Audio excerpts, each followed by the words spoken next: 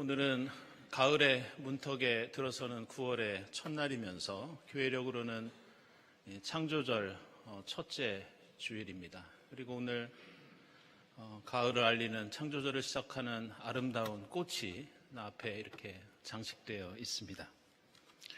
우리는 이렇게 하나님의 창조 질서를 찬양하고 또 감사해야 하는 창조절을 맞고 있지만, 사실 지난 여름을 생각해 보면 우리의 마음과 상황이 매우 힘들고 또 어렵다는 것을 느끼게 됩니다. 무엇보다 지구온난화와 기후위기 시대를 살면서 이제는 우리의 일상생활이 많이 달라지고 있구나, 이것을 느낄 수 있습니다. 전 세계 자연재해로 고통당하는 사람들이 늘고 있고, 또 우리 교회 주변에는 이 무더운 여름에 에어컨 없이 쪽방에서 생활하는 많은 어려운 이웃들이 또한 계십니다. 그분들을 볼 때마다 너무 안타깝고 죄송해서 솔직히 어떻게 해야 될지 모를 때가 많이 있습니다. 해수면이 높아진다고 아까 목사님이 기도하셨는데, 올여름 바닷물이 뜨거워져서 뉴스를 보니까 양식하는 해산물들이 폐사됐다는 그런 뉴스도 들었습니다. 몇 달 전에는 최근에 기후변화로 난기류가 증가해서 비행기 안에서 사고가 나서 어떤 분이 돌아가시는 일도 있었고 부상당하는 일도 있었다고 합니다. 그래서 이제는 비행기를 타면 뜨거운 음식이나 음료를 주지 말아야 한다는 그런 얘기도 들려옵니다. 저는 이러한 기후변화에 대한 피해와 어려움들이 남의 얘기인 줄만 알고 있다가 지난 7월 초에 저도 상당히 위험한 그런 상황을 맞이했던 적이 있습니다. 군산에서 교단 회의를 마치고 이 대전으로 특강을 하기 위해서 운전을 하고 가다가 제 기억으로는 시간당 50mm 이상 쏟아지는 집중호우를 2시간 넘게 제가 맞은 적이 있습니다.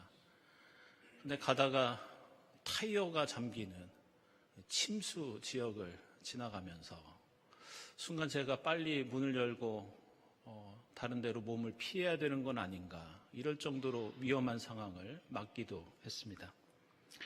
이제는 이처럼 기후변화가 남의 얘기가 아니라 우리가 언제 어디서 무슨 일을 당할지 모르는 긴박한 우리의 현실이 되었다고 할 수 있습니다.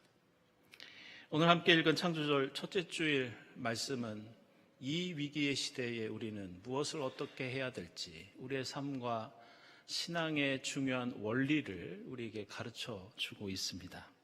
그리스도교 신앙 전통에는 매우 중요한 2가지 전통이 있습니다. 하나는 우리에게는 하나님을 향한 믿음이 중요하다, 믿음을 강조하는 전통이 있습니다. 그리고 또 하나는 우리에게는 인간의 실천이 중요하다, 인간의 행동을 강조하는 전통, 이렇게 2가지로 나뉘어져 있습니다. 사도 바울은 우리는 믿음으로 말미암아 의롭게 되는 것이지 인간의 선한 행동을 통해서 의롭게 되는 것이 아니다, 이것을 주장한 대표적인 신앙의 인물이었습니다. 그래서 로마서 3장 27절 이하에서는 인간은 어떤 행동이나 실천을 통해 의롭게 되지 않고 오로지 믿음의 법에 의해서 의롭게 된다, 이렇게 말합니다. 로마서 5장 1절에서도 믿음으로 의롭게 되는 것을 강조하고 있고, 갈라디아서 2장 16절에서도 우리가 얻는 구원은 율법의 행위로서가 아니라 예수 믿는 믿음에서 비롯된다고 강조합니다.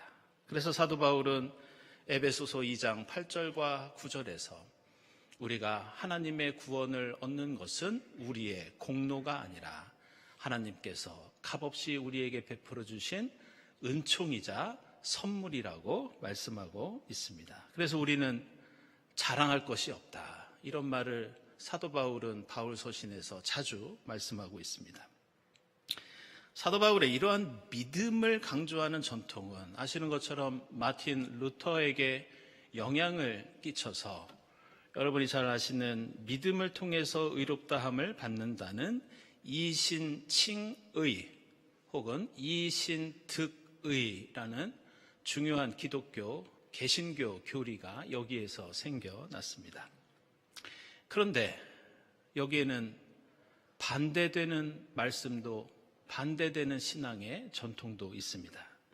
오늘 우리가 읽은 예수의 형제인 야고보가 기록했다고 알려져 있는 야고보서 말씀을 보시면 이러한 믿음을 강조하는 전통과는 달리 인간의 실천과 행동이 중요하다, 이렇게 주장합니다. 그래서 오늘 읽은 야고보서 1장 보시면 말씀을 행하는 사람이 되어야 하고 그저 듣기만 하여 자신을 속이는 사람이 되지 말라고 말씀하고 있습니다. 그러면서 다시 한번 23절 말씀 보시면 말씀을 듣고도 행하지 않는 사람은 마치 거울 속에 있는 자신의 얼굴을 흘낏 쳐다보고 마는 사람과 같다. 하나님의 말씀을 내 가슴 속에 품고 내 삶으로 이어지게 하는 것이 아니라 하나님의 말씀도 거울 속에 비쳐있는 모습을 슬쩍 한번 보는 것과 같다, 이렇게 말하고 있습니다. 그리고 다시 한번 25절 보시면 율법을 잘 살피고 그것을 실행하는 사람은 자신이 한 행동 때문에 복을 받을 것이다. 이처럼 오늘 야고보서는 22절부터 25절까지 이 짧은 성경 구절 속에서 우리는 행동해야 한다, 말씀 듣고 실천해야 한다는 말씀을 3번씩이나 반복해서 강조하고 있습니다. 이런 이유로 야고보서 2장 17에서는 더욱 강한 어조로 만약 믿음에 행함이 없다면 그것은 죽은 믿음이나 다름없다고 말합니다. 그리고 야고보서 2장 24절에서는 아예 그때까지 알려져 있는 사도 바울의 믿음에 대한 강조, 사도 바울의 이신칭의의 가르침을 완전히 반박하는 반대의 말씀을 선포합니다. 그것은 사람은 행함으로 의롭게 되는 것이지 믿음으로만 되는 것은 아닙니다. 바로 야고보서 2장 24절 말씀입니다. 이처럼 우리 그리스도교 신앙에는 2가지 커다란 흐름이 있어서 믿음으로만 구원받을 수 있는 신학이 있습니다.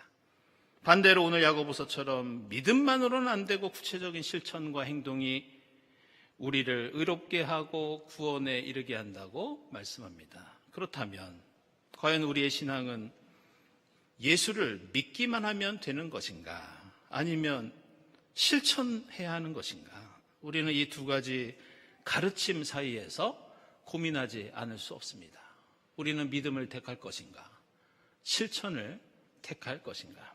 그런데 오늘 야고보서에 나오는 이 믿음과 행위 사이에서 야고보서가 행함이 없는 믿음은 죽은 믿음이다, 행함이 없는 믿음은 죽은 믿음이다, 이 말씀에 우리가 조금 더 깊이 주의를 기울일 필요가 있습니다. 왜냐하면 야고보서는 믿음과 행동을 둘로 나누고 분리시키고 양자택일을 강요하는 것이 아니라는 겁니다. 잘 보시면 야고보는 행동이 없으면 죽는다, 행동이 없으면 심판이다, 이렇게 말하는 것이 아니라 행동이 없는 믿음은 죽은 믿음이다, 이렇게 믿음에 관해서 말하고 있습니다. 다시 말해서 야고보서는 믿음과 행동을 분리시키는 것이 아니라 우리가 의롭게 되고 구원을 받으려면 당연히 예수 그리스도의 십자가와 부활을 믿어야 하는데 그 믿음은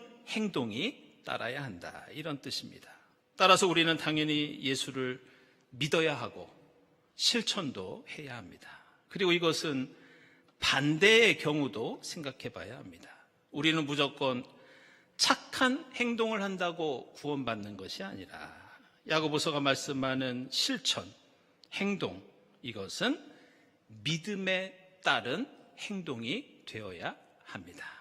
결국 우리의 믿음은 말씀을 귀로만 듣고 눈으로만 읽고 마음으로만 생각해서는 안 되고 말씀을 들었으면 결단하고 행동해야 합니다. 반대로 우리는 성경이 우리에게 착하게 살라고만 말씀하지 않는다는 것을 또한 알아야 합니다. 우리가 선한 행동을 하더라도 그 실천에는 예수를 향한 믿음이 바탕에 있어야 하고 우리는 예수 때문에 그렇게 실천하고 행동하고 살아야 한다는 고백과 결단이 있어야 합니다. 오늘 창조주를 맞이해서 우리가 읽은 구약과 복음서의 말씀은 바로 이 야고보서가 가지고 있는 두 가지 신앙의 특징들을 담고 있고 우리에게 가르쳐주고 있습니다. 여러분들 생각해 보시기 바랍니다. 구약 성경에 이스라엘 백성들이 나옵니다. 그들이 가지고 있는 특징이 무엇이었느냐? 그들은 하나님을 믿는다고 하면서 그들은 제대로 실천하지 않은 사람들이었습니다.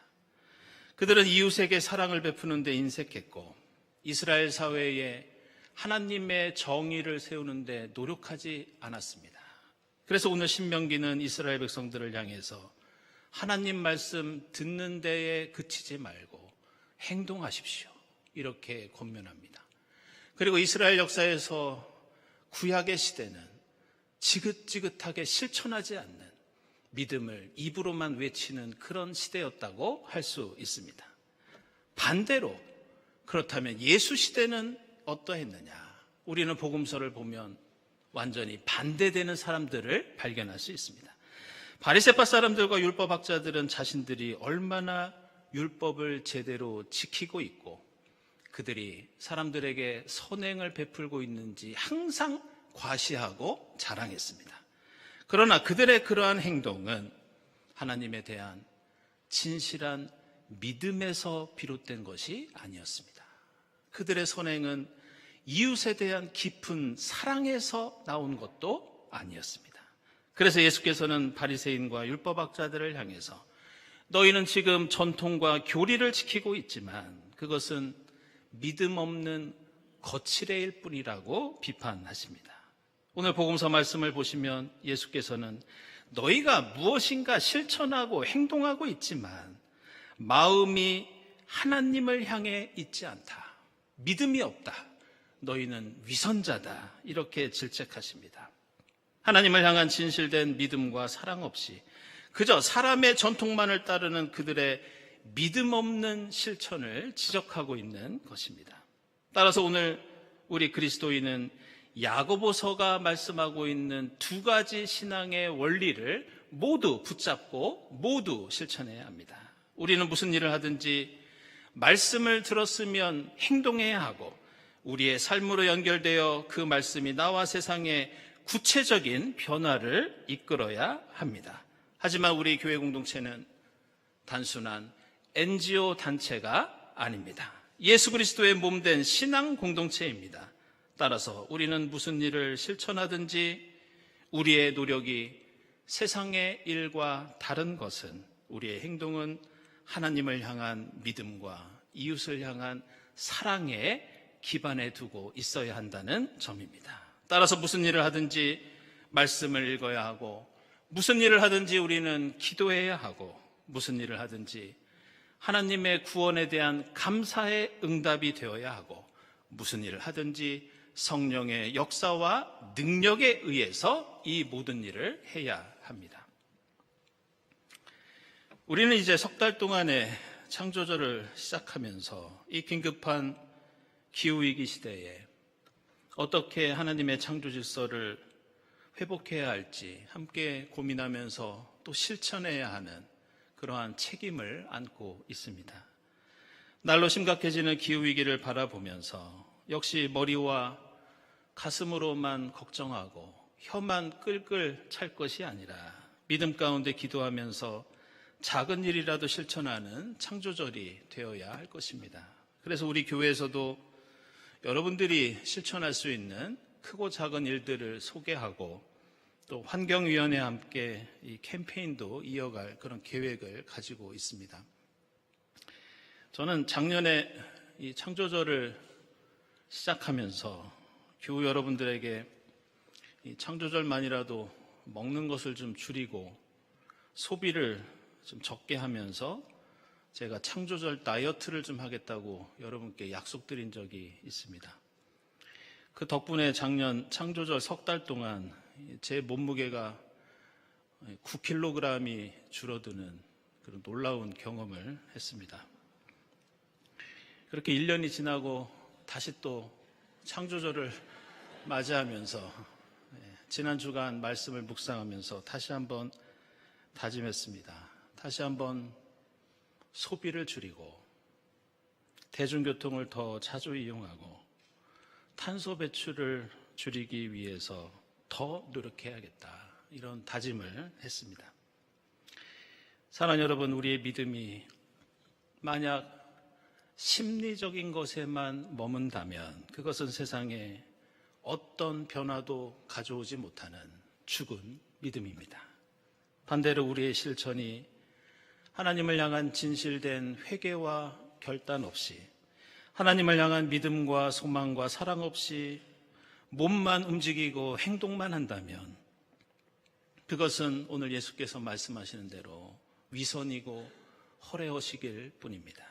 기후위기 시대의 교회와 그리스도인이 져야 할 십자가는 적극적으로 탄소 배출을 줄이는 일입니다. 우리에게 주어진 부활 생명의 역사는 생태계의 생명을 다시 살리고 다시 회복시키는 일입니다. 창조의 절기를 맞이하면서 하나님의 창조 세계를 회복하고 보존하기 위해서 믿음을 가지고 실천하고 실천을 통해서 하나님을 믿으면서 세상을 살리고 변화시키는 여러분이 될 수 있기를 주님의 이름으로 축원합니다. 기도하겠습니다. 하나님, 저희로 주님의 세계를 돌보고 가꾸는 청지기로 삼아주시니 감사합니다.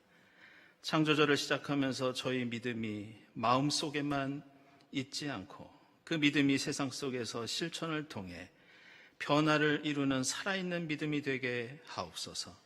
성령께서 저희의 노력 가운데 역사하시어 이 기후변화의 위기를 극복할 수 있도록 도와주시옵소서. 예수 그리스도의 이름으로 기도드리옵나이다. 아멘.